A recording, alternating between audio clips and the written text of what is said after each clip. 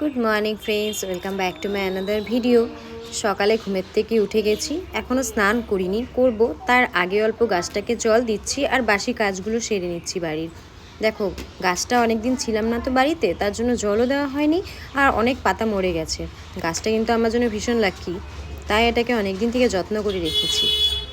যাই হোক, স্নান করে চলে এসেছি রান্নাঘরে, কারণ সবাই বের হয়ে যাবে 10টার মধ্যে। তার জন্য কিন্তু দুপুরের রান্না প্লাস সকালের রান্না সবই আমাকে তাড়াতাড়ি কমপ্লিট করে নিতে হবে। দেখো, এখানে আলু, গাজর আর বিনটাকে ভাজা করে নিচ্ছি। আর সকালে আমাদের বাড়িতে ভেজই বানানো হয় বেশিরভাগ।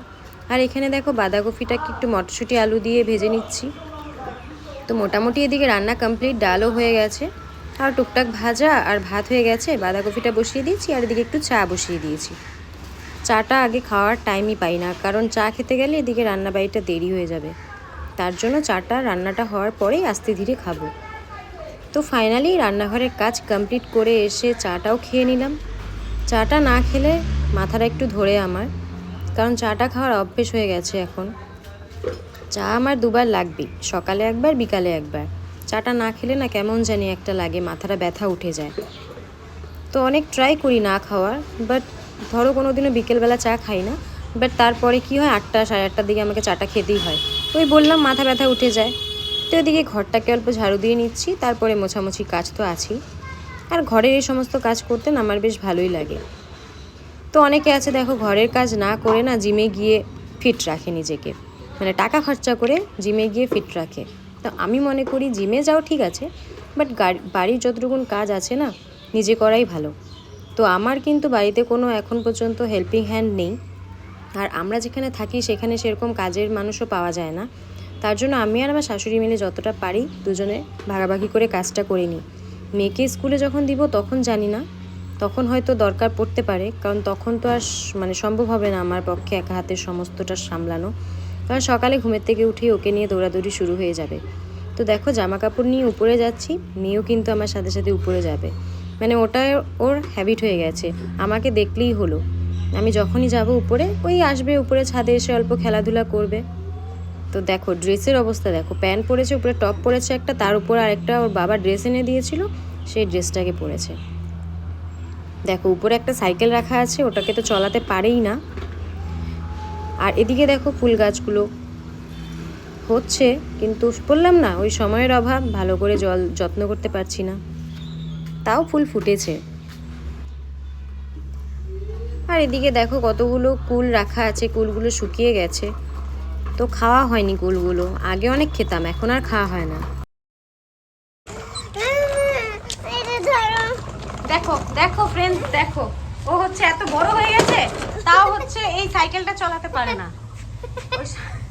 নিচে একটা আছে আর ছাদে একটা আছে, দুটো সাইকেল, একটাও চালাতে পারে না। দেখো কিভাবে চালায়, দেখো কিভাবে চালায়। ও দাদুর সামনে রশি লাগিয়ে দিয়েছে একটা, এই রশি ধরে টানতে হয়, তাও মানে প্যাডেলটা মারে না। দেখো, মারো না, একটু মারো। আমি এখন জামা কাপড় মেলতে আসছি বাবা, তুমি এমন করে চালাও, আমি পরে চালাবো। দেখো ছাদে জামা কাপড় নিয়ে এসেছি, সেই কখন এসে মেয়ের সঙ্গেই খেলা করছিলাম এতক্ষণ। কি করব, ছাদে আসলেও ওই গাড়িটার উপরে বসিয়ে ওকে টানতে হয়। গাড়িটা চালাতে পারে না, দেখতেই পারলে, ওকে ওই রশিটা ধরে না টান নিয়ে আর ওটার মধ্যে বসে থাকে। তো এখন আমার পেছনে ঘোরাঘুরি করছে। তো এখন চলে যাব নিচে, বাকি কাজকর্মগুলো সেরে নিই, তারপরে আমাকে অল্প বাইরে যেতে হবে, বাইরে কাজ আছে। তারপরে বিকেলে চলে যাব অল্প বাড়িতে, কারণ আজকে আছে দাদার বার্থডে।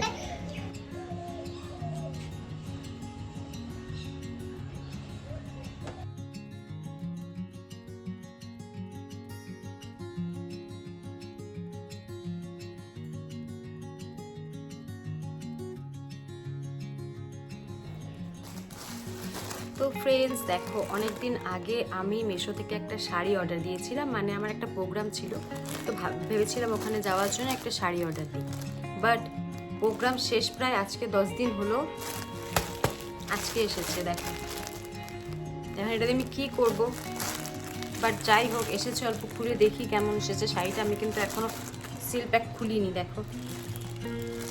আর এসেছে কালকে, মানে প্রোগ্রাম যেখানে আমার যাওয়ার কথা ছিল মোটামুটি সেটা 10 দিন আগে শেষ, তারপরে এসেছে শাড়িটা।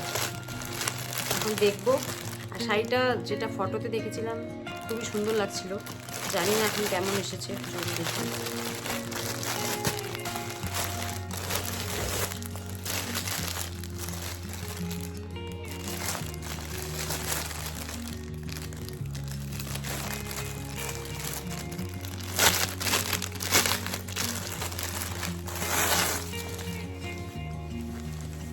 কালারটা সুন্দর এসেছে, খারাপ আসেনি। দেখো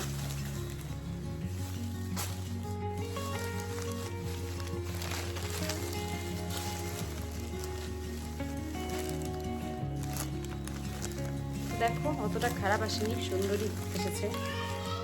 বাট প্রোগ্রাম আমার শেষ, তো এটা নেক্সট কোনো প্রোগ্রামে করতে হবে আমাকে। তো কেমন লেগেছে অল্প জানিও কমেন্ট করে। তো ফাইনালি মেয়েকে নিয়ে চলে এসেছি আমাদের বাড়িতে। তো হাজব্যান্ড তো নেই, থাকলে আসতে পারতো, হাজব্যান্ড অল্প কাজের জন্য বাইরে গেছে। তো এর জন্য আমি মেয়েকে নিয়ে চলে এসেছি। তো আসার পরে দেখো ও কিন্তু আমাদের বাড়িতে আসলে মানে অনেক বাচ্চা মানুষ পেয়ে যায় এখানে খেলার জন্য, যেটা নাকি আমার শ্বশুরবাড়ির সামনে নেই। ওখানে কোনো বাচ্চাই নেই বলতে পারো আশেপাশে খেলার মতো, এজন্য সারাদিন একা একাই থাকে বাড়িতে। তো দেখো এখানে অনেক বাচ্চা পেয়ে ও অনেক খুশি হয়ে গেছে। এখন কেক কাটা হবে, কোনো প্রোগ্রাম করা হয়নি, জাস্ট আশেপাশে 2-3টা বাচ্চা নিয়ে জাস্ট কেকটা কাটা হবে। কারণ বার্থডে তো বার্থডেতে কেক না কাটলে আমাদের কেমন একটা লাগে। তো তার জন্য দেখো সব বাচ্চা নিয়ে বসে গেছে কেক কাটার জন্য। তো চলো কেক কেটে অল্প খাওয়া দাওয়া করে আমি বাড়িতে চলে গেছিলাম আবার। তো চলো আজকের মতন ভিডিওটাকে এখানেই শেষ করছি, দেখা হচ্ছে নেক্সট ভিডিওতে। Bye bye and thank you for watching.